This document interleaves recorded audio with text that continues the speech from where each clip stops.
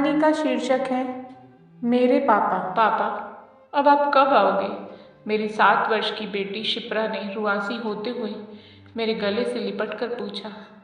जल्दी ही आ जाऊंगा बेटा, बहुत जल्दी आऊँगा मेरी प्यारी गुड़िया रानी। और हाँ, तुम मम्मी को बिल्कुल भी परेशान मत करना, ओके? यह कहते हुए विनय ने शिप्रा को अपनी गोद में उठाकर उसके चेहरे पर गिराई लट को हटाते हुए बोला, अच्छा बताओ, क्या लाऊं मैं तुम्हारे लिए? बॉर्बी, स्टेफी, शेली, लाफिंग क्राइम, कौन सी डॉल? विनय की फ्लाइट का समय हो रहा था। नीचे टैक्सी उनका इंतजार कर रही थी। शिप्रा अपने पापा की गोद से उतरकर बेमन से पास में खड़ी हो गई। उसकी ऐसी हालत देखकर मैं भी भावुक हो गई। मुझे रोना उसके पापा से बिछड़ने का नहीं, बल्कि अपना बीता बचपन और अपने पापा के साथ बिताए चंद लम्हों के लिए आ रहा था। मैं भी अपने पापा से बिछड़ते हुए ऐसा ही करती थी। विनय ने अपना लगेज उठाया और चले गए। टैक्सी पर बैठते ही विनय ने हाथ उठाकर शिप्रा को बाय किया। वह अचानक बिफर पड़े और धीरे से बोली, स्टेफी ना भी मिले तो कोई बात नहीं पापा, बस आप जल्दी आ जाना। न जाने अपने मन पर कितने पत्थर रखकर उसने याचना की होगी। मैं उस पल को सोचते हुए रो पड़ी।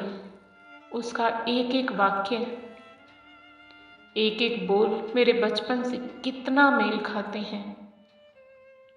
मैं भी अपने पापा को बहुत प्यार करती थी। वह जब भी मुझसे कुछ दिनों के लिए बिछुड़ते, मैं घायल हिरनी की भांति इधर उधर पूरे घर में चक्कर लगाती। मम्मी मेरी भावनाओं को समझकर भी नहीं समझना चाहती थी। पापा के बगैर सब कुछ थम सा जाता था। बरामदे से कमरे में आते ही शिप्रा जोर जोर से रोने लगी और अपने पापा के साथ जाने की जिद करने लगी। मैं भी अपनी माँ की ही भांति जोर का तमाचा मारकर शिप्रा को चुप करा सकती थी, क्योंकि मैं बचपन में जब भी ऐसी जिद करती तो मम्मी जोर का तमाचा मारकर कहती कि मैं मर गई हूँ क्या, जो पापा के साथ जाने की रट लगाए बैठे हो। पापा नहीं होंगे तो क्या कोई काम नहीं होगा, खाना नहीं मिलेगा। किंतु मैं जानती थी कि पापा के बिना जीने का क्या महत्व होता है। इसलिए मैंने कस कर अपनी बेटी को आंख में भींच लिया और उसके साथ बेडरूम में आ गई। रोते रोते वह तो सो गई, पर मेरा रोना जैसे गले में ही अटक कर रह गया। मैं किसके सामने रोऊं? मुझे अब कौन बहलाने फुसलाने वाला है? मेरे बचपन का सूर्यास्त तो सूर्योदय से पहले ही हो चुका था। उसको थपकियाँ देते देते मैं भी उसके साथ बिस्तर में ही लेट गई। मैं अपनी यादों से बचना चाहती थी। आज फिर पापा की धुंधली यादों के तार मेरे अतीत की स्मृतियों से जुड़ गए। पिछले 16 वर्षों से ऐसा कोई दिन नहीं गया था जिस दिन मैंने पापा को याद ना किया हो। वह मेरे वजूद के निर्माता भी थे और मेरी यादों का सहारा भी। उनकी गोद में पली बड़ी, प्यार में नहीं, उनकी ठंडी मीठी छाँव के नीचे खुद को कितना सुरक्षित महसूस करती थी। मुझसे आज कोई जीवन की तमाम सुख सुविधाओं में अपनी इच्छा से कोई एक वस्तु चुनने का अवसर दे तो मैं अपने पापा को ही चुनूं। न जाने किन हालात में होंगे बेचारे, पता नहीं है भी या। 8 वर्ष पहले अपनी विदाई पर पापा की कितनी कमी महसूस हो रही थी, यह मुझे ही पता है। लोग समझते थे कि मैं मम्मी से बिछुड़ने के गम में रो रही हूँ, पर अपने उन आंसुओं का रहस्य किसको बताती जो केवल पापा की याद में थे। मम्मी के सामने तो पापा के बारे में कुछ भी बोलने पर पाबंदियाँ थी। मेरी उदासी का कारण किसी के समझ में नहीं आ सकता था। काश कहीं से पापा आ जाएं और मुझे कस कर गले लगा लें, किंतु ऐसा केवल फिल्मों में होता है, वास्तविक दुनिया में नहीं। उनका भोला, मायूस और बेबस चेहरा आज भी मेरे दिमाग में जैसा का तैसा समाया हुआ था। जब मैंने उन्हें आखिरी बार कोर्ट में देखा था मैं पापा पापा चिल्लाती रह गई, मगर मेरी पुकार सुनने वाला वहाँ कोई नहीं था। मुझसे किसी ने पूछा तक नहीं कि मैं क्या चाहती हूँ, किसके पास रहना चाहती हूँ। शायद मुझे यह अधिकार ही नहीं था कि अपनी बात कह सकूँ। मम्मी मुझे ज़बरदस्ती वहाँ से कार में बिठा कर ले गई। मैं पिछले शीशे से पापा को देखती रही। वे एकदम अकेले पार्किंग के पास नीम के पेड़ का सहारे ले मुझे बेबसी से देखते रहे। उनकी आंखों में लाचारी के आंसू थे। मेरे दिल का वह कोना आज भी खाली पड़ा है जहाँ कभी पापा की तस्वीर टंगा करती थी। न जाने क्यों मैं पथराई आंखों से आज भी उनसे मिलने की अधूरी सी उम्मीद लगाए बैठी हूँ। जब से मैंने होश संभाला पापा को उदास और मायूसी पाया था। जब भी वह ऑफिस से आते मैं सारे काम छोड़कर उनसे लिपट जाती। वह मुझे गोदी में उठाकर घुमाने ले जाते। वह अपना दुख छिपाने के लिए मुझसे बात करते जिसे मैं कभी समझ ही न सकी। उनके साथ मुझे एक सुखद अनुभूति का एहसास होता था तथा मेरी मुस्कुराहट से उनकी आंखों की चमक दोगुनी हो जाती थी। जब तक मैं उनके दिल का दर्द समझती बहुत देर हो चुकी थी। मम्मी स्वभाव से ही गर्म व तीखी थी। दोनों की बातें होती तो मम्मी का स्वर जरूरत से ज़्यादा तेज हो जाता और पापा का धीमा होते होते शांत हो जाता। फिर दोनों अलग अलग कमरों में चले जाते।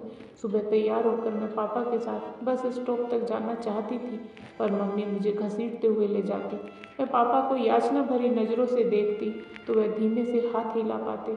जबरन ओढ़ी हुई मुस्कान के साथ मैं जब भी स्कूल से आती मम्मी अपनी सहेलियों के साथ ताश और किट्टी पार्टी में व्यस्त होती और कभी व्यस्त न होती तो टेलीफोन पर बात करने में लगी रहती। एक बार मैं होमवर्क करते हुए कुछ पूछने के लिए मम्मी के कमरे में चली गई थी तो मुझे देखते ही वह बरस पड़ी और दरवाजे पर दस्तक देकर आने की हिदायत दे डाली। अपने ही घर में मैं पराई होकर रह गई थी। एक दिन स्कूल से आई तो देखा मम्मी किसी अंकल से ड्राइंग रूम में बैठी हंस हंस कर बातें कर रही थी। मेरे आते ही वे दोनों खामोश हो गए। मुझे बहुत अटपटा सा लगा। मैं अपने कमरे में जाने लगी तो मम्मी ने जोर से कहा, सोना कहाँ जा रही हो? हेलो कहो अंकल को, चाचा जी हैं तुम्हारे। मैंने धीरे से हेलो कहा और अपने कमरे में चली गई। मैंने उनको इससे पहले कभी नहीं देखा था।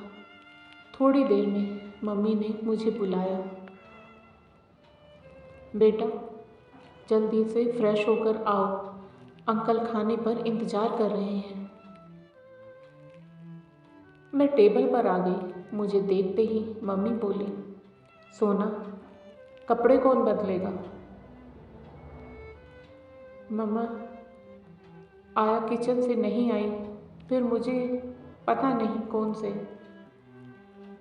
तुम कपड़े खुद नहीं बदल सकती क्या? अब तुम बड़ी हो गई हो, अपना काम खुद करना सीखो। मेरी समझ में नहीं आया कि एक दिन में मैं बड़ी कैसे हो गई हूँ। चलो अब खाना खा लो। मम्मी अंकल की प्लेट में ज़बरदस्ती खाना डालकर खाने का आग्रह करती और मुस्कुराकर बातें भी कर रही थी। मैं उन दोनों को भेद भरी नज़रों से देखती रही। मैंने अपनी प्लेट में खाना डाला और अपने कमरे में जाने लगी। हमारे घर पर जब भी कोई आता था मुझे अपने कमरे में भेज दिया जाता था। मैं टीवी देखते देखते खाना खाती रहती। वहाँ नहीं बेटा, अंकल वहाँ आराम करेंगे। मम्मी प्लीज़ बस एक कार्टून। मैंने याचना भरी नज़र से उन्हें देखा। कहा ना नहीं, मम्मी ने डांटते हुए कहा, जो मुझे अच्छा नहीं लगा। खाने के बाद अंकल उस कमरे में चले गए तथा मैं और मम्मी दूसरे कमरे में। जब मैं सोकर उठी मम्मी अंकल के पास चाय ले जा रही थी। अंकल का इस तरह पापा के कमरे में सोना मुझे अच्छा नहीं लगा। जाने से पहले अंकल ने मुझे ढेर सारी मेरी मनपसंद चॉकलेट दी। मेरी पसंद की चॉकलेट का अंकल को कैसे पता चला? यह एक भेद था। वक्त बीतता गया। अंकल का हमारे घर आना जाना अनवरत जारी रहा। जिस दिन भी अंकल हमारे घर आते मम्मी उनके ज़्यादा करीब हो जाती और मुझसे दूर। मैं अब तक इस बात को जान चुकी थी कि मम्मी और अंकल को मेरा उनके आसपास रहना अच्छा नहीं लगता था। एक दिन पापा ऑफिस से जल्दी आ गए। मैं टीवी पर कार्टून देख रही थी। पापा को ऑफिस के काम से टूर पर जाना था। वह दवा बनाने वाली कंपनी में सेल्स मैनेजर थे। आते ही उन्होंने पूछा, मम्मी कहाँ है? बाहर गई है अंकल के साथ, थोड़ी देर में आ जाएंगी। कौन अंकल? तुम्हारे मामा जी? उत्सुकतावश उन्होंने पूछा। मामा जी नहीं, चाचा जी। चाचा जी? सुकेश आया है क्या? पापा ने बाथरूम में फ्रेश होते हुए पूछा। नहीं, सुकेश चाचा जी नहीं, कोई और अंकल है। मैं नाम नहीं जानती, पर कभी कभी आते रहते हैं, मैंने भोलेपन से कहा। अच्छा, कहकर पापा चुप हो गए और अपने कमरे में जाकर तैयारी करने लगे। मैं पापा के पास पानी लेकर आ गई। जिस दिन पापा मेरे सामने जाते मुझे अच्छा नहीं लगता था। मैं उनके आसपास घूमती रहती थी। पापा कहाँ जा रहे हो? मैं उदास हो गई। कब तक आओगे? नोएडा जा रहा हूँ मेरी गुड़िया, लगभग 12 दिन तो लग ही जाएंगे। मेरे लिए क्या लाओगे? मैंने पापा के गले में पीछे से बाहें डालते हुए पूछा। क्या चाहिए मेरे सोना को? पापा ने पैकिंग छोड़कर मेरे सिर पर हाथ फेरते हुए पूछा। मैं क्या कहती, फिर उदास होकर कहा, आप जल्दी आ जाना पापा, रोज़ फ़ोन करना।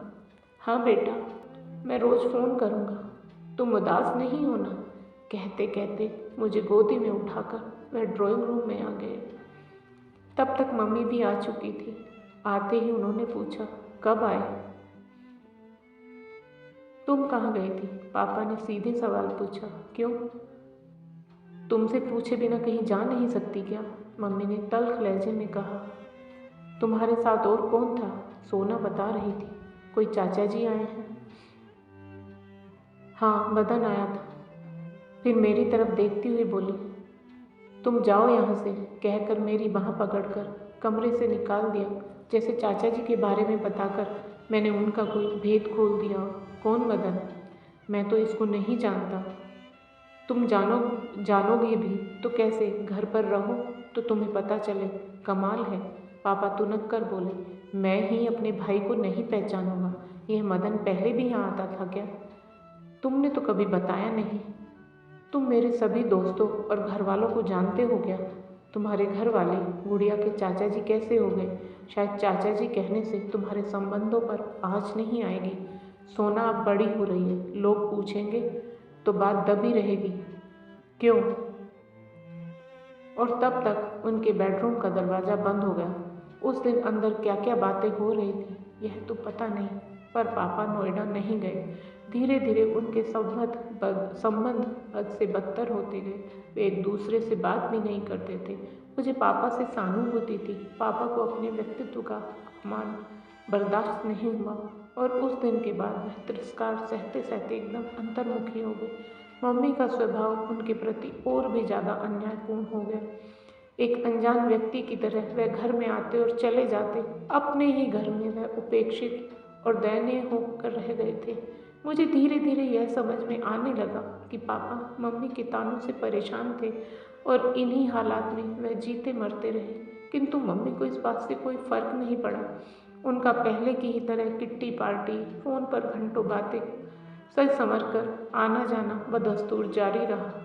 किंतु शाम को पापा के आते ही माहौल एकदम गंभीर हो जाता। पर एक दिन वही हुआ जिसका मुझे डर था। पापा शाम को दफ्तर से आए, चेहरे से परेशान और थोड़ा गुस्से में थे।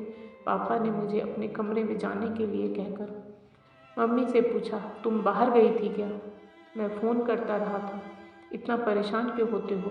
मैंने तुम्हें पहले भी बताया था कि मैं आज़ाद विचारों की हूँ। मुझे तुमसे पूछकर जाने की ज़रूरत नहीं है। तुम मेरी बात का उत्तर दो। पापा का स्वर जरूर से ज़्यादा तेज था। पापा के गर्म तेवर देखकर मम्मी बोली, एक सहेली के साथ घूमने गई थी। यही है तुम्हारी सहेली? कहते हुए पापा ने एक फ़ोटो निकाल कर दिखाया जिसमें वह मदन अंकल के साथ उनका हाथ पकड़े घूम रही थी। मम्मी फ़ोटो देखते ही बुरी तरह घबरा गई, पर बात बदलने में वह माहिर थी। तो तुम ऑफिस जाने के बाद मेरी जासूसी करते रहते हो? मुझे कोई शौक नहीं है। वह तो मेरा एक दोस्त वहाँ घूम रहा था। मुझे चिढ़ाने के लिए उसने तुम्हारा फ़ोटो खींच लिया। बस यही दिन रह गया था देखने को। मैं साफ साफ कह देता हूँ, मैं यह सब नहीं होने दूंगा। तो क्या कर लोगे तुम? मैं क्या कर सकता हूँ यह बात तुम छोड़ो, और तुम्हारी इन गतिविधियों और आज़ाद विचारों का सोना पर क्या प्रभाव पड़ेगा, कभी इस पर भी सोचा है? तुम्हें यही सब करना है तो कहीं और जाकर रहो, समझी? क्यों, मैं क्यों जाऊँ? यहाँ जो कुछ भी है मेरे घर वालों का दिया हुआ है। जाना है तो तुम जाओगे, मैं नहीं। यहाँ रहना है तो ठीक से रहो। और उसी गर्मा गर्मी में पापा ने अपना सूटकेस उठाया और बाहर जाने लगे। मैं पीछे पीछे पापा के पास भागी और धीरे से कहा, पापा। वह एक क्षण के लिए रुके, मेरे सिर पर हाथ फेरकर मेरी तरफ देखा। उनकी आंखों में आंसू थे। भारी मन और उदास चेहरा लिए वे वहां से चले गए। मैं उन्हें रोकना चाहती थी, पर मम्मी का स्वभाव और आंखें देखकर मैं डर गई। मेरे बचपन के शौकी और नटखटपन भी उस दिन उनके साथ ही चला गया। मैं सारा समय उनके वियोग में तड़पती रही, और कर भी क्या सकती थी। मेरे अपने पापा मुझसे दूर चले गए। एक दिन मैंने पापा को स्कूल की पार्किंग में इंतजार करते पाया। बस से उतरते ही मैंने उन्हें देख लिया था। मैं उनसे लिपटकर बहुत रोई और पापा से कहा कि मैं उनके बिना नहीं रह सकती। मम्मी को पता नहीं कैसे इस बात का पता चल गया। उस दिन के बाद वह ही स्कूल लेने और छोड़ने जाती। बातों बातों में मुझे उन्होंने कई बार जतला दिया कि मेरी सुरक्षा को लेकर वह चिंतित रहती हैं। सच यह था कि वह चाहती ही नहीं थी कि पापा मुझसे मिले। मम्मी ने घर पर ही मुझे ट्यूटर लगवा दिया ताकि वह यह सिद्ध कर सके कि पापा से बिछुड़ने का मुझ पर कोई प्रभाव नहीं पड़ा। तब भी कोई फर्क नहीं पड़ा तो मम्मी ने मुझे हॉस्टल में डालने का फैसला किया। इससे पहले कि मैं बोर्डिंग स्कूल में जाती, पता चला कि पापा से मिलवाने मम्मी मुझे कोर्ट ले जा रही हैं। मैं नहीं जानती थी कि वहाँ क्या होने वाला है, पर इतना अवश्य था कि मैं वहाँ पापा से मिल सकती हूँ। मैं बहुत खुश हुई। मैंने सोचा इस बार पापा से ज़रूर मम्मी की जी भरकर शिकायत करूँगी। मुझे क्या पता था कि पापा से यह मेरी आखिरी मुलाकात होगी। मैं पापा को ठीक से देख भी नहीं पाई कि अलग कर दी गई।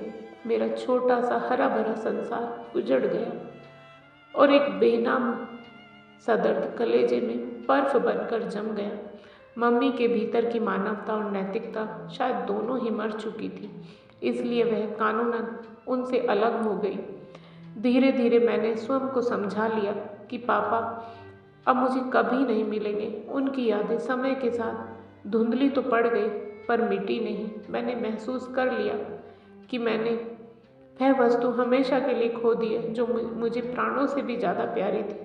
रह रह कर मन में एक टीस सी उठती थी और मैं उसे भीतर ही भीतर दफन कर लेती। पढ़ाई समाप्त होने के बाद मैंने एक मल्टीनेशनल कंपनी में नौकरी कर ली। वहीं पर मेरी मुलाकात विनय से हुई, जो जल्दी ही शादी में तब्दील हो गई।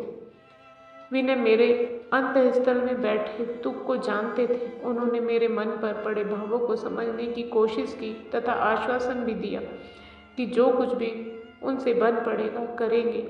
हम दोनों ने पापा को ढूंढने का बहुत प्रयत्न किया, पर उनका कुछ पता न चल सका। मेरे सोचने के सारे रास्ते आगे जाकर बंद हो चुके थे। मैंने अब सब कुछ समय पर छोड़ दिया था कि शायद ऐसा कोई संयोग हो जाए कि मैं पापा को पुनः इस जन्म में देख सकूं। घड़ी ने रात के 3 बजाए। मुझे लगा अब मुझे सो जाना चाहिए, मगर आंखों में नींद कहाँ। मैंने अलमारी से पापा की तस्वीर निकाली जिसमें मैं मम्मी पापा के बीच मनाली के एक पार्क में बैठी थी। मेरे पास पापा की यही एक तस्वीर थी। मैंने उनके चेहरे पर अपनी कांपती उंगलियों को फेरा और थपक कर रो पड़ी। पापा, तुम कहाँ हो? जहाँ भी हो मेरे पास आ जाओ। देखो तुम्हारी सोना तुम्हें कितना याद करती है। एक दिन सुबह विनय अखबार पढ़ते पढ़ते कहने लगे, जानती हो आज क्या है? मैं क्या जानूं? अखबार तो आप पढ़ते हैं। मैंने कहा, आज फादर्स डे है। पापा के लिए कोई अच्छा सा कार्ड खरीद लाना, कल भेज दूंगा। आप खुश नसीब हैं जिसके सर पर माँ बाप दोनों का साया है। कहते कहते मैं अपने पापा की यादों में खो गई और मायूस हो गई। पता नहीं मेरे पापा जिंदा भी है या नहीं। मेरे उदास होते ही मैं ऐसे उदास नहीं होते। कहते कहते विनय मेरे पास आ गए और मुझे अंक में भर कर बोले, तुम अच्छी तरह जानती हो कि हमने उन्हें कहाँ कहाँ नहीं ढूंढा। अखबारों में भी उनका विवरण छपवा दिया, पर अब तक कुछ पता नहीं चला। मैं रोने लगी तो मेरे आंसू पोंछते हुए विनय बोले, अरे एक बात तो मैं तुमको बताना ही भूल गया। जानती हो, आज शाम को टेलीविज़न पर एक नया प्रोग्राम शुरू हो रहा है, अपनों की तलाश में, जिसे एक बहुत प्रसिद्ध अभिनेता होस्ट करेगा। मैंने पापा का सारा विवरण और कुछ फोटो वहाँ भेज दिए हैं। देखो, शायद कुछ पता चल सके। अब उन्हें ढूंढ पाना बहुत मुश्किल है। इतने सालों में हमारी फ़ोटो और उनके चेहरे में बहुत अंतर आ गया होगा। मैं जानती हूँ मुझ पर ज़िंदगी कभी मेहरबान नहीं हो सकती। कहकर मैं वहाँ से चली गई। मेरी आशाओं के विपरीत 3 दिन बाद ही मेरे मोबाइल पर फ़ोन आया। फ़ोन धर्मशाला के नज़दीक वाटिका के एक आश्रम से था। कहने लगे कि हमारे बताए हुए विवरण से मिलता जुलता एक व्यक्ति उनके आश्रम में रहता है। यदि आप मिलना चाहते हैं तो जल्दी आ जाइए। अगर उन्हें पता चल गया कि कोई उनसे मिलने आ रहा है तो फ़ौरन ही वहाँ से चले जाएंगे। न जाने क्यों असुरक्षा की भावना उनके मन में घर कर गई है। मैं यहाँ का मैनेजर हूँ, सोचा तुम्हें सूचित कर दूँ बेटी। अंकल, आपका बहुत बहुत धन्यवाद। बहुत एहसान किया मुझ पर आपने फ़ोन करके। मैंने उसी समय विनय को फ़ोन किया और सारी बात बताई। वह कहने लगे कि शाम को आकर उनसे बात करूँगा, फिर वहाँ जाने का कार्यक्रम बनाएंगे। नहीं विनय, प्लीज़, मेरा दिल बैठा जा रहा है। क्या हम अभी नहीं चल सकते? मैं शाम तक इंतज़ार नहीं कर पाऊँगी। विनय फिर कुछ सोचते हुए बोले, ठीक है, आता हूँ, तब तक तुम तैयार रहना। कुछ ही देर में हम लोग धर्मशाला के लिए प्रस्थान कर गए। पूरे 8 घंटे का सफ़र था। गाड़ी मेरे मन की गति के हिसाब से बहुत धीरे चल रही थी। मैं रोती रही और मन ही मन प्रार्थना करती रही कि वही मेरे पापा हों। देर तो बहुत हो गई थी। हम जब वहाँ पहुँचे तो एक हॉलनुमा कमरे में प्रार्थना और भजन चल रहे थे।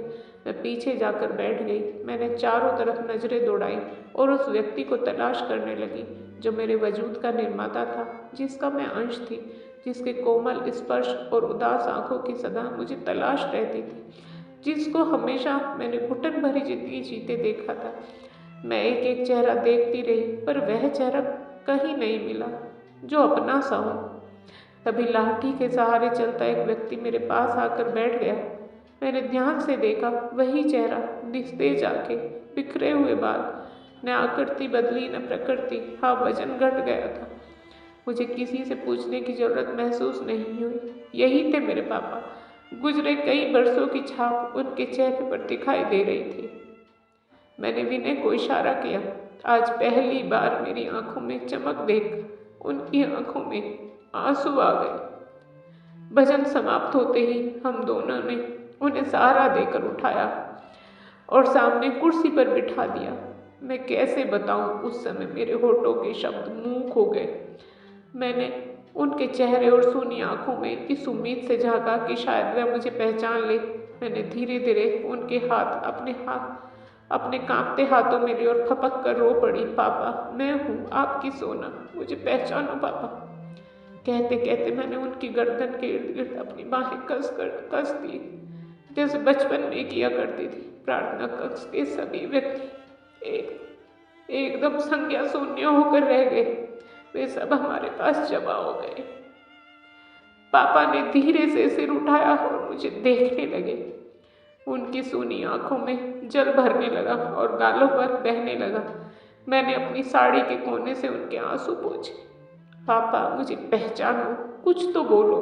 तरस गई हूँ आपकी जुबान से अपना नाम सुनने के लिए। कितनी मुश्किलों से मैंने आपको ढूंढा है। पापा ने अपना हाथ अचानक धीरे धीरे मेरे सिर पर रखा, जैसे कह रहे, मैं पहचानता हूँ तुमको बेटी, मेरी सोना, बस पिता होने का फर्ज नहीं निभा पाया, मुझे माफ कर दो बेटी। बड़ी मुश्किल से उन्होंने अपना संतुलन बनाए रखा था। अपार स्नेह देखा मैंने उनकी आंखों में। मैं कस कर उनसे निपट गई और बोली, अब घर चलो पापा, अपने से अलग नहीं होने दूंगी। 16 साल आपके बिना बिताए हैं और अब आपको 16 साल मेरे लिए जीना होगा। मुझसे जैसा बन पड़ेगा मैं करूँगी। चलेंगे ना पापा, मेरी खुशी के लिए, अपनी सोना की खुशी के लिए। पापा अपनी सूनी आंखों से मुझे एकटक देखते रहे। पापा ने धीरे से सिर हिलाया, विनय को अपने पास खींचकर बड़ी कातर निगाहों से देखते रहे, जैसे धन्यवाद दे रहे हो। उन्होंने फिर मेरे चेहरे को छुआ। मुझे लगा जैसे मेरा सारा वजूद सिमट कर उनकी हथेली में सिमट गया। उनकी समस्त वेदना आंखों से बह निकली। उनकी अति भावुकता ने मुझे और भी कमजोर बना दिया। आप लाचार नहीं है पापा, मैं हूँ आपके साथ, आपकी माला का ही तो मनका हूँ। मुझे एकाएक न जाने क्या हुआ कि मैं उनसे चिपक गई। मैंने गाड़ी चला रहे थे और पापा मेरे साथ गाड़ी में बैठे हुए थे। मेरे मन के हर कोने में आनंद की लहरें हिलोरे ले। तो दोस्तों, आपको आज की कहानी कैसी लगी कृपया कमेंट करके अवश्य बताएं। और यदि आपको कहानी पसंद आई हो तो कहानी को लाइक करें, शेयर करें और साथ ही एक और कहानी चैनल को सब्सक्राइब करें। फिर मिलेंगे दोस्तों एक और नई कहानी को लेकर। तब तक आप अपने परिवार के साथ हंसते रहिए, मुस्कुराते रहिए, खुश रहिए। राधे राधे प्यारे दोस्तों।